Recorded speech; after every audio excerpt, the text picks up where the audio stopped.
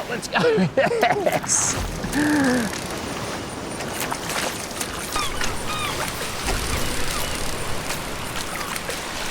G'day, welcome to Fishing. It's Michael Guesty here to have a bit of a chat today about A, hooking, B, fighting, that's the fun bit, let's face it, and then landing and lifting in a big fish. So my plan is to try and find a really nice flathead, something in that high 60s. If I'm really lucky, something even better than that would be just sensational. So I've got a couple of rods, 3 to 5 kilo Veritas rods with a nice new ALX reel here, some 8-pound X9 braid, 10-pound leader, and then the right jig head for the job. So what we'd call light tackle for big flathead, and certainly great fun. I know flathead are really good eating, but big fish, they take a little bit of finding at times, and there's a bit of a technique when it comes to fighting them. First thing we need to do is make sure that drag's set. There's nothing worse if you jump on somebody's boat and I go like that, and that's fine if you catch a fish that long, because it'll probably still be able to be caught on that 10-pound leader without breaking anything or straightening the hook. But a big fish grabs that, I gotta tell you, it's just gonna go crack and bust you off. So let's get our drag sorted to start with. We're gonna fight a big fish, that drag is super important. So generally we work on around about, well, this is what we call a 3 to 5 kilo rod. So that rod's capable of lifting a weight somewhere inside there. So we wanna have about 2 kilos, 1.5 to 2 kilos of drag. I can feel it, I know it's there. Best thing to do quite often is sit your rod down, grab your rod tip, and if a big fish grabs it, it's going to be able to peel that line off. Your braid's not going to break and the leader won't break. So we're right in the zone there. So don't panic. If you hook a really good fish, worst thing you can do is screw that drag up. That's the worst thing you can do.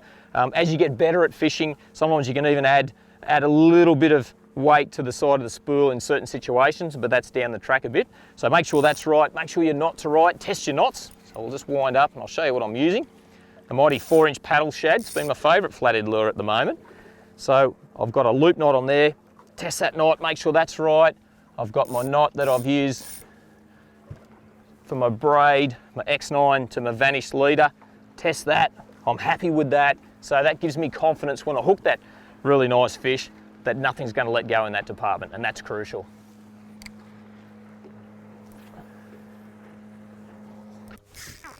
Yes, there we go, righto. So it feels like a nice fish, a really nice fish. So I can't see anything there at the moment. So first thing, let's not panic. Let's not panic. So we want to keep even tension on the fish and just keep a nice load in that rod. So if we look along that rod, you can see I've got a nice load there. It's got a nice soft tip, head shakes, feels like a really good flathead, which is what I've been chasing around. So we're just going to what we call lead the fish. Fish wants to go this way, I'm going to go with it. We'll come around the front. So the most important thing, if that fish wants to take off and pull some line, you do not rip back at it. So 10-pound leader, so a nice bit of 8-pound X9 braid. This is a 3 to 5 kilo rod, so it's got that nice soft rod tip. And now that fish wants to come back this way. So we'll what we call lead the fish. And what I'm going to do is, while I've got this fish fighting down deep here, I'm going to grab my net, sneak it up here like that. So I've got it ready to go. So net's at my feet. I'm not lifting that rod tip too high. I'm keeping it nice and low to the water, and I want to try and swim this flathead. I can see it there now. Looks like a nice fish. Look at that. Solid looking fish. And the way you can lose a good fish, most good fish are lost right at the boat. Once you've got them hooked, it's just a matter of taking your time, leading that fish around. This is a nice big female flathead. And then we'll try and sneak it into the net. Really important to set that hook. These nitro jig heads, they're razor sharp, got owner hooks in them, chemically sharpened, but make sure when you get that bite, strike. There's no stretching braid. Don't go crazy and bust it off. As I said before, 10-pound leader and that 8-pound X9 braid, but make sure you really set that hook, especially fish like flathead, snapper. A lot of fish got really quite hard in the mouth, and you've got to set that hook. And fish like barra can actually eat the lure and spit it out before you've even thought about setting the hook. And here we go, beautiful big fish. This is the important part. Let's take our time, just lead that fish in, bring it back around this way. It's hooked through the top of the jaw into the net, and what we're going to do is lay that rod down. I haven't wound my rod up too high. Big lift. Oh yes, yes. Oh, see that rod there? Really quickly going to, whoa, hang on there, big girl. Really quickly going to wet my brag mat. don't want to sit that fish on a hot brag mat. So I've wet that brag mat. I'm keen to see how long it is. Spin it around that way. Now these gloves are absolutely ideal, I've got to tell you. These black gloves for handling flathead. You see they've got the Berkeley logo on them. They're just a sensational way to handle these fish. They've got big gripping teeth, and that 4-inch paddle shad is absolutely jammed in there at the moment. So I'll just, come on girl. I say girl because it is there you go. So how important, it's a little bit chewed up that paddle shad, but how important to keep that tension right throughout that fight. A bit of a head shake, so hard in the mouth, and that lure has just fallen out. So if I'd given that fish at any time, if I'd stopped loading that fish with that rod tip and leading that fish around and suddenly relaxed and dropped my rod tip, it could have just shaken its head, and they throw their head around so violently, thrown that hook out, and you're going to be one disappointed angler. So I'll set that rod over there. I'll show you what this big girl looks like. Really important to support the belly of the fish, and that's a big breeding female flathead. Look at that, they are a cool looking fish.